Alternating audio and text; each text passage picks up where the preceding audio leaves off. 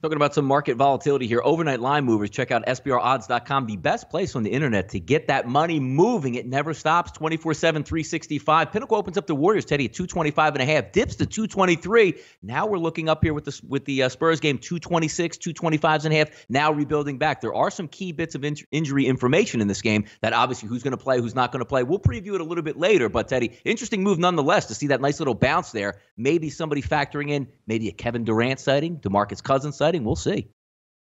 Yeah. I mean, I wasn't surprised at all to see the initial total get bet down. The Spurs have won 8 in a row, and during this 8-game winning streak, they lead the NBA in scoring defense, allowing less than 100 points per 100 possessions. And the Warriors, you saw what they did defensively the other night against OKC. When they turn it up defensively, they are scary. So I'm not surprised at all the line got bet down. I'm trying to figure out why this line got bet back up after the overnight money sent it what I thought was in the right direction.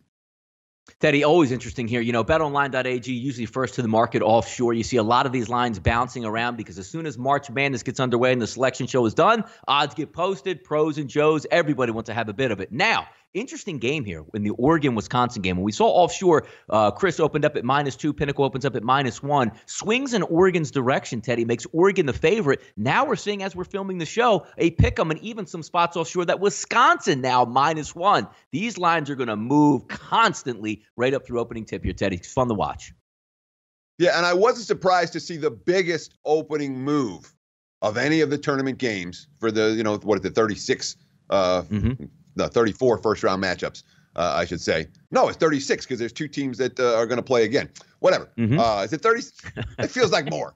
For the matchups, this was the single biggest line move right off the opener, and I wasn't shocked to see it just because Oregon was, I'm not going to say a popular wise guy choice. They were the popular wise guy choice in the Pac-12 tournament. They pounded Oregon on Friday. They pounded them again on Saturday. You saw the money coming on Oregon. The Ducks went off as chalk against Washington in the Pac-12 final. Obviously ran them out of the gym, but Oregon has been a wise guy team. They continue to be a wise guy team with that early money coming on the Ducks. Yep, some interesting stuff. Obviously, Teddy, there are games actually going on tonight, Quinnipiac and NJIT. So, look, there's a lot of tournaments out here, obviously, besides the March Madness tournament, the one we're going to focus on. And motivation, we're going to talk about that a little bit later because I know Teddy's got some pretty good tips on that as well.